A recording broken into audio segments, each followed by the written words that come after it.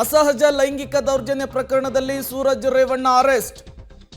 Bowring ಆಸ್ಪತ್ರೆಯಲ್ಲಿ ಸಂತ್ರಸ್ತನಿಗೆ medical test. Urologist, forensic ತಜ್ಞರು ಮತ್ತು ಫಿಸಿಷಿಯನ್ನಿಂದ ಟೆಸ್ಟ್ ಅನ್ನು ಮಾಡಲಾಗುತ್ತೆ. ಮನೋವೈದ್ಯರಿಂದ ಸಂತ್ರಸ್ತನಿಗೆ ಪರೀಕ್ಷೆ ಆಗುತ್ತೆ. ಸಂತ್ರಸ್ತ ಯುವಕನಿಗೆ ಯಾವ ರೀತಿ ಮೆಡಿಕಲ್ ಟೆಸ್ಟ್ ಆಗುತ್ತೆ ಅದರ ಮಾಹಿತಿಯನ್ನ ನಾವು ನಿಮಗೆ ಕೊಡ್ತಾ ಹೋಗ್ತೀವಿ. ಅಸಹಜ ಲೈಂಗಿಕ ದೌರ್ಜನ್ಯ ಪ್ರಕರಣವನ್ನ ಈಗ ಕಂಪ್ಲೇಂಟ್ ಆಗಿರುವಂಥದ್ದು ಸೂರಜ್ ರೇವಣ್ಣ ವಿರುದ್ಧ ಈಗ ದೂರು ದಾಖಲಾಗ್ತಾ ಇದ್ದ ಹಾಗೆ ಅರೆಸ್ಟ್ ಆಗಿದ್ದಾರೆ. ಅದರ ಮೊದಲ ಭಾಗ ಅಂದರೆ ತನಿಖೆಯ ಮೊದಲ ಭಾಗವೇ ಈ ಮೆಡಿಕಲ್ ಟೆಸ್ಟ್. ಹಾಗಾದರೆ ಯಾವ ರೀತಿ ಇರುತ್ತೆ ಈ ಪರೀಕ್ಷೆ? ಸಂತ್ರಸ್ತನ ದೇಹದ ಮೇಲೆ ಕಚ್ಚಿರುವಂತಹ ಗುರುತುಗಳಿದೆಯಾ, ಅದು ಮೊದಲನೇದಾಗಿ ಅವರು ಐಡೆಂಟಿಫೈ ಮಾಡಬೇಕಾಗುತ್ತೆ. ದೇಹದ ಮೇಲೆ ಪರಚಿರುವ ಗುರುತು ಇದೆಯಾ ಅನ್ನೋದನ್ನು ಕೂಡ ಐಡೆಂಟಿಫೈ ಮಾಡುವಂತಹ ಕೆಲಸವನ್ನು ವೈದ್ಯರು ಮಾಡ್ತಾರೆ. ಕಚ್ಚಿದ ಗುರುತು ಸಿಕ್ಕರೆ ವ್ಯಕ್ತಿಯ ಹಲ್ಲಿಗೆ ಹೋಲಿಕೆ ಮಾಡ್ತಾರೆ. ಸಂತ್ರಸ್ತ ಯುವಕನಿಗೆ ಲಿಂಗತ್ವ ಪರೀಕ್ಷೆಯನ್ನು ಮಾಡ್ತಾರೆ. ಈತ ಲೈಂಗಿಕ ಕ್ರಿಯೆಯನ್ನು ನಡೆಸಲಿಕ್ಕೆ ಎಲಿಜಿಬಿಲಿಟಿ ಇದಾನಾ ಅಂಥೇಳಿ ಈ ರೀತಿಯ ಹಲವು ಆಯಾಮದಲ್ಲಿ ಟೆಸ್ಟಿಂಗ್ ಆಗುತ್ತೆ. ಈ ರೀತಿಯ ಹಲವು ಆಯಾಮದಲ್ಲಿ ಪರೀಕ್ಷೆ ಆಗುತ್ತೆ. ಎಲ್ಲ ಪರೀಕ್ಷೆಯನ್ನು ನಡೆಸಿ ವೈದ್ಯರು ಒಂದು ರಿಪೋರ್ಟನ್ನು ಕೊಡ್ತಾರೆ.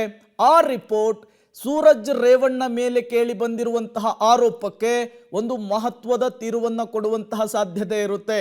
ಯಾವುದೇ ವ್ಯಕ್ತಿಯ ಮೇಲೆ ಅಥವಾ ಯಾವುದೇ ಮಹಿಳೆಯ ಮೇಲೆ ಈ ರೀತಿಯ ಲೈಂಗಿಕ ದೌರ್ಜನ್ಯ ಆದಾಗ, ಅತ್ಯಾಚಾರ ಆದಾಗ ಮೊದಲು ಪೊಲೀಸರು ಮಾಡುವಂತಹ ಪ್ರಕ್ರಿಯೆಯೇ ಮೆಡಿಕಲ್ ಟೆಸ್ಟ್. ಆತನ ಮೇಲೆ ನಿಜವಾಗ್ಲೂ ಕೂಡ ದೌರ್ಜನ್ಯ ಆಗಿದೆಯಾ, ದೌರ್ಜನ್ಯ ಆಗಿದೆ ಅನ್ನೋದಾದರೆ ಮೆಡಿಕಲ್ ಟೆಸ್ಟ್ನಲ್ಲಿ ಅದನ್ನು ಐಡೆಂಟಿಫೈ ಮಾಡುವಂತಹ ಕೆಲಸ ಆಗುತ್ತೆ. ಮತ್ತಷ್ಟು ಡೀಟೇಲ್ಸ್ ಅನ್ನು ಕೊಡ್ತಾರೆ ನಮ್ಮ ಪ್ರತಿನಿಧಿ ನಾಗೇಶ್, ನೇರ ಸಂಪರ್ಕದಲ್ಲಿ ಜಾಯ್ನ್ ಆಗಿದ್ದಾರೆ. ನಾಗೇಶ್, ಮೆಡಿಕಲ್ ಟೆಸ್ಟ್ ಸಹಜವಾಗಿಯೇ ಕುತೂಹಲ ಕಾರಣವಾಗ್ತಾ ಇದೆ ಈ ಪ್ರಕರಣದಲ್ಲಿ. ಕಾರಣ ಸಂತ್ರಸ್ತ ಮಹಿಳೆಯರಿಗೆ ಇಷ್ಟು ದಿನ ಮೆಡಿಕಲ್ ಟೆಸ್ಟ್ ಮಾಡೋದನ್ನು ನಾವು ನೋಡಿರ್ತಿದ್ವಿ. ಈಗ ಸಂತ್ರಸ್ತ ಯುವಕನಿಗೆ ಮೆಡಿಕಲ್ ಟೆಸ್ಟ್ ಮಾಡಬೇಕಾಗಿದೆ ಈ ಪ್ರಕರಣದಲ್ಲಿ.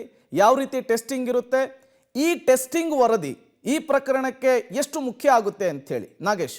ಅಸಹಜ ಲೈಂಗಿಕ ದೌರ್ಜನ್ಯ ಪ್ರಕರಣದಲ್ಲಿ ಬಂಧನವಾಗಿರುವಂಥ MLC ಸೂರಜ್ ರೇವಣ್ಣ ಅವರನ್ನು ಹೊಳೆನರಸೀಪುರ ಪೊಲೀಸರು ತನಿಖೆ ಮಾಡ್ತಿದ್ರೆ ಆತನಿಂದ ಲೈಂಗಿಕ ದೌರ್ಜನ್ಯಕ್ಕೆ ಒಳಗಾದಂಥ ಸಂತ್ರಸ್ತ ಯುವಕನನ್ನು ಬೆಂಗಳೂರಿನ ಬೋರಿಂಗ್ ಆಸ್ಪತ್ರೆಯಲ್ಲಿರುವಂಥ ವಾಜಪೇಯಿ ಮೆಡಿಕಲ್ ಸೆಂಟರ್ನಲ್ಲಿ ಮೆಡಿಕಲನ್ನು ಮಾಡಿಸ್ತಿರುವಂಥದ್ದು. ಈಗಾಗಲೇ ನಿನ್ನೆ ರಾತ್ರಿ 1 ಗಂಟೆ ಸುಮಾರಿಗೆ ಆತನನ್ನು ಇಲ್ಲಿ ಹೊಳೆನರಸೀಪುರ ಪೊಲೀಸರು ಬೋರಿಂಗ್ ಆಸ್ಪತ್ರೆಗೆ ಕರೆದುಕೊಂಡು ಬಂದಿರುವಂಥದ್ದು. ಅದಾದ ಬಳಿಕ ಆತನಿಗೆ ನಾರ್ಮಲ್ ಇರುವಂಥ ಎಲ್ಲ ಟೆಸ್ಟ್ಗಳನ್ನು ಆರಂಭದಲ್ಲಿ ಮಾಡಿದ್ದಾರೆ. 10 ಗಂಟೆ ಬಳಿಕ ಲೈಂಗಿಕ ದೌರ್ಜನ್ಯಕ್ಕೆ ಸಂಬಂಧಪಟ್ಟಂಥ ಟೆಸ್ಟ್ಗಳನ್ನು ಮಾಡಲಿಕ್ಕೆ ಈಗಾಗಲೇ ಬೋರಿಂಗ್ ಆಸ್ಪತ್ರೆ ವೈದ್ಯರು ತಯಾರಿಯನ್ನು ಮಾಡ್ಕೊಂಡಿರ್ತಾರೆ ಅನ್ನುವಂಥ ಮಾಹಿತಿ ಈಗ ಸದ್ಯಕ್ಕೆ ಲಭ್ಯವಾಗಿರುವಂಥದ್ದು. ನಾನು ವಿಜುವಲ್ಸ್ಗಳಲ್ಲಿ ತೋರಿಸ್ತಾ ಇದ್ದೀನಿ.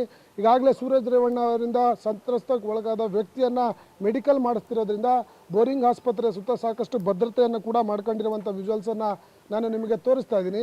ಲೈಂಗಿಕ ದೌರ್ಜನ್ಯಕ್ಕೆ ಒಳಗಾದಂಥ ವ್ಯಕ್ತಿಯನ್ನು ಏನೆಲ್ಲ ಟೆಸ್ಟ್ ಮಾಡ್ತಾರೆ ಅನ್ನುವಂಥದ್ದನ್ನು ಗಮನಿಸಿದಾದರೆ ಆರಂಭದಲ್ಲಿ ಆತನ ದೇಹದ ಮೇಲಿರುವಂಥ ಕಚ್ಚಿದ ಗುರುತುಗಳು ಇದ್ದಾವೆ ಅನ್ನುವಂಥದ್ದನ್ನು ಪತ್ತೆ ಹಚ್ಚುವ ಕೆಲಸವನ್ನು ಪೊಲೀಸರು ಡಾಕ್ಟರ್ ಮಾಡ್ತಾರೆ. ಅದಾದ ಬಳಿಕ ಒಂದು ವೇಳೆ ಆತನ ಮೈ ಮೇಲೆ ಪರಿಚಿರುವಂತಹ ಮತ್ತು ಕಚ್ಚಿರುವಂಥ ಗುರುತುಗಳು ಪತ್ತೆ ಆದಂಥ ಸಂದರ್ಭದಲ್ಲಿ ಆತನ ಹಲ್ಲುಗಳಿಗೆ ಟ್ಯಾಲಿ ಮಾಡುವ ಕೆಲಸವನ್ನು ಮಾಡ್ತಾರೆ. ಅದಾದ ನಂತರ ಲಿಂಗತ್ವ ಪರೀಕ್ಷೆ, ಸಂತ್ರಸ್ತ ಯುವಕನಿಗೆ ಲಿಂಗತ್ವ ಪರೀಕ್ಷೆ ಮಾಡುವ ಕೆಲಸವನ್ನು ಮಾಡ್ತಾರೆ. ಈಗಾಗಲೇ ಫೊರೆನ್ಸಿಕ್ ಟೀಮ್ ಮತ್ತು ವೈದ್ಯರ ತಂಡ ಪರೀಕ್ಷೆ ಮಾಡ್ತಿರೋದ್ರಿಂದ ಆತನ ಕೂದಲು ಮತ್ತು ಬಟ್ಟೆಗಳನ್ನು ಕೂಡ ವಶಕ್ಕೆ ಪಡೆದುಕೊಂಡು ಟೆಸ್ಟನ್ನು ಮಾಡಿಸಿ ವರದಿಯನ್ನು ಕೊಡ್ತಾರೆ ಅನ್ನುವಂಥ ಮಾಹಿತಿ ಈಗ ಸದ್ಯಕ್ಕೆ ಲಭ್ಯವಾಗಿರ್ತಿರುವಂಥದ್ದು. ಈ ಅಷ್ಟು ಟೆಸ್ಟ್ಗಳನ್ನು ಮಾಡಿ ಒಂದು ವೇಳೆ ವರದಿಯನ್ನು ವೈದ್ಯಾಧಿಕಾರಿಗಳು ಸಂಬಂಧಪಟ್ಟ ತನಿಖಾಧಿಕಾರಿಗಳಿಗೆ ರಿಪೋರ್ಟನ್ನು ಕೊಡಲಾಗುತ್ತೆ. ಅದಾದ ನಂತರ ಇಲ್ಲಿಂದ ರಿಪೋರ್ಟ್ ತಗೊಂಡು ಹಾಸನಕ್ಕೆ ಹೋಗ್ತಾರೆ ಅನ್ನುವಂಥ ಮಾಹಿತಿ ಈಗ ಸದ್ಯಕ್ಕೆ ಇರುವಂಥದ್ದು. ಪ್ರೇಮ್, ನಾಗೇಶ್, ಈ ಅತ್ಯಾಚಾರ ಅಥವಾ ಲೈಂಗಿಕ ದೌರ್ಜನ್ಯದ ಪ್ರಕರಣದಲ್ಲಿ ಪೊಲೀಸರು ಮೊದಲು ಮಾಡುವಂತಹ ಕೆಲಸವೇ ಮೆಡಿಕಲ್ ಟೆಸ್ಟ್. ಈಗ ಯುವಕನ ಮೇಲೆ ಲೈಂಗಿಕ ದೌರ್ಜನ್ಯ ಆಗಿದೆ ಅನ್ನುವಂತಹ ಪ್ರಕರಣ, ಅದನ್ನು ಮಾಡಿದ್ದಾರೆ ಸೂರಜ್ ರೇವಣ್ಣ ಅನ್ನುವಂತಹ ಆರೋಪ. ಈ ಪ್ರಕರಣದಲ್ಲಿ ವೈದ್ಯರು ಕೊಡುವಂತಹ ಮೆಡಿಕಲ್ ರಿಪೋರ್ಟ್ ಎಷ್ಟು ಇಂಪಾರ್ಟೆಂಟ್ ಆಗುತ್ತೆ ಅಂತ?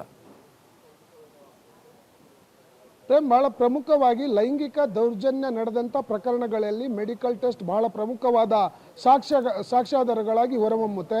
ಈಗಾಗಲೇ ಆತನ ಮೇಲೆ ಲೈಂಗಿಕ ದೌರ್ಜನ್ಯ ಆಗಿದೆ ಅನ್ನುವಂಥದ್ರ ಬಗ್ಗೆ ಸಂಪೂರ್ಣವಾದ ಮಾಹಿತಿಯನ್ನು ಕಲೆ ಹಾಕುವ ಕೆಲಸ ವೈದ್ಯರು ಮಾಡಿ ಆ ವರದಿಯನ್ನು ಕೊಡ್ತಾರೆ. ಆತ ಲೈಂಗಿಕ ದೌರ್ಜನ್ಯ ಎಸಗುವಂಥ ಸಂದರ್ಭದಲ್ಲಿ ಒತ್ತಾಯಪೂರ್ವಕವಾಗಿ ಈ ರೀತಿ ಕೃತ್ಯವನ್ನು ಎಸಗಿದ್ದಾರಾ ಅಥವಾ ಒಪ್ಪಿಗೆ ಮೇರೆಗೆ ಈ ಒಂದು ಕ್ರಿಯೆ ಆಗಿದೆ ಅನ್ನುವಂಥದ್ದು ಕೂಡ ಟೆಸ್ಟ್ನಲ್ಲಿ ಬಹಿರಂಗವಾಗುತ್ತೆ. ಹಾಗಾಗಿ ಒಂದು ವೇಳೆ ಪ್ರಜ್ವಲ್ ಸೂರಜ್ ರೇವಣ್ಣ ವಿರುದ್ಧ ದಾಖಲಾಗಿರುವಂಥ ಕೇಸ್ ಏನಿದೆ, ಈಗಾಗಲೇ ಒತ್ತಾಯಪೂರ್ವಕವಾಗಿ ನನ್ನನ್ನು ಕೊಠಡಿಯಲ್ಲಿ ಕೂಡಿ ಲೈಂಗಿಕ ದೌರ್ಜನ್ಯವನ್ನು ಎಸಗಿದ್ದಾರೆ ಅನ್ನುವಂಥ ಆರೋಪದಡಿ FIR ಅನ್ನು ಆಗಿರುವಂಥದ್ದು. ಹಾಗಾಗಿ ಆ ಒಂದು ಸೆಕ್ಷನ್ನಲ್ಲಿ ಇಲ್ಲಿ ಒಂದು ವೇಳೆ ಟೆಸ್ಟಲ್ಲಿ ಪ್ರೂವ್ ಆದರೆ ಅದು ಕೂಡ ಸೂರಜ್ ರೇವಣ್ಣ ಅವರಿಗೆ ದೊಡ್ಡ ಸಂಕಷ್ಟ ಎದುರಾಗುವ ಸಾಧ್ಯತೆ ಇದೆ. ಜೊತೆಗೆ ಈಗಾಗಲೇ 377 ಸೆಕ್ಷನ್ ಅಡಿ ಪ್ರಕರಣ ದಾಖಲಾಗಿ ಅವರನ್ನು ಬಂಧನ ಮಾಡಿರೋದ್ರಿಂದ 370 ಸೆಕ್ಷನ್ಗೆ ಸಂಬಂಧಪಟ್ಟಂತ ಎಲ್ಲ ಟೆಸ್ಟ್ಗಳನ್ನು ಕೂಡ ಮಾಡಿಸಲಿಕ್ಕೆ ಈಗಾಗಲೇ ತನಿಖಾಧಿಕಾರಿಗಳು ರಿಕ್ವೆಸ್ಟ್ ಕೊಟ್ಟಿರೋದ್ರಿಂದ ಅವೆಲ್ಲ ಟೆಸ್ಟ್ಗಳನ್ನು ಕೂಡ ವೈದ್ಯರು ಮತ್ತು ಫೊರೆನ್ಸಿಕ್ ಟೀಮ್ ಏನಿರುತ್ತೆ ಆ ತಜ್ಞರ ತಂಡದಿಂದ ಪೂರ್ತಿ ಮೆಡಿಕಲ್ ಮಾಡಿ ಮೆಡಿಕಲ್ ರಿಪೋರ್ಟ್ ಕೊಟ್ಟಾದ ನಂತರ ಆ ಮೆಡಿಕಲ್ ರಿಪೋರ್ಟ್ಗೂ ಅವರು ಕೊಟ್ಟಿರುವಂಥ ಸೆಕ್ಷನ್ಗಳಿಗೂ ಟ್ಯಾಲಿ ಆದರೆ ಸೂರಜ್ ರೇವಣ್ಣ ಅವರಿಗೆ ದೊಡ್ಡ ಸಂಕಷ್ಟ ಎದುರಾಗುವ ಸಾಧ್ಯತೆಗಳು ಇದ್ದಾವೆ ಅನ್ನುವಂಥ ಮಾಹಿತಿ ಇರುವಂಥದ್ದು. Prem. Okay, thank you Nagesh ತಮ್ಮೆಲ್ಲ ಮಾಹಿತಿಗೆ. ಅಲ್ಲಿಗೆ ಒಂದಂತೂ ಸ್ಪಷ್ಟವಾಗ್ತಾ ಇದೆ, ರೇವಣ್ಣ ಫ್ಯಾಮಿಲಿಗೆ ಸಂಕಷ್ಟದ ಮೇಲೆ ಸಂಕಷ್ಟ ಎದುರಾಗ್ತಾ ಇರುವಂಥದ್ದು. ಪ್ರಜ್ವಲ್ ರೇವಣ್ಣ ಭವಾನಿ ನಂತರ ಈಗ ಸೂರಜ್ ರೇವಣ್ಣ ಹೆಸರು ಕೂಡ ಮುನ್ನೆಲೆಗೆ ಬಂದಿರುವಂಥದ್ದು. ಅದು ಅಸಹಜ ಲೈಂಗಿಕ ದೌರ್ಜನ್ಯದ ಪ್ರಕರಣದಲ್ಲಿ. ಈಗಾಗಲೇ ಇದೇ ಪ್ರಕರಣಕ್ಕೆ ಸಂಬಂಧಪಟ್ಟಂತೆ ಹಾಸನದಲ್ಲಿ ದೂರು ದಾಖಲಾಗಿದೆ, FIR ರಿಜಿಸ್ಟರ್ ಆಗಿದೆ. ಇದೇ ದೂರಿನ ಅನ್ವಯ ಈಗಾಗಲೇ MLC ಸೂರಜ್ ರೇವಣ್ಣ ಅವರನ್ನು ಅರೆಸ್ಟ್ ಮಾಡಲಾಗಿದೆ. ಅರೆಸ್ಟ್ ನಂತರದ ಪ್ರಕ್ರಿಯೆಗಳೇನಿದೆ ಅದು ಈಗಾಗಲೇ ಆರಂಭ ಆಗಿರುವಂಥದ್ದು.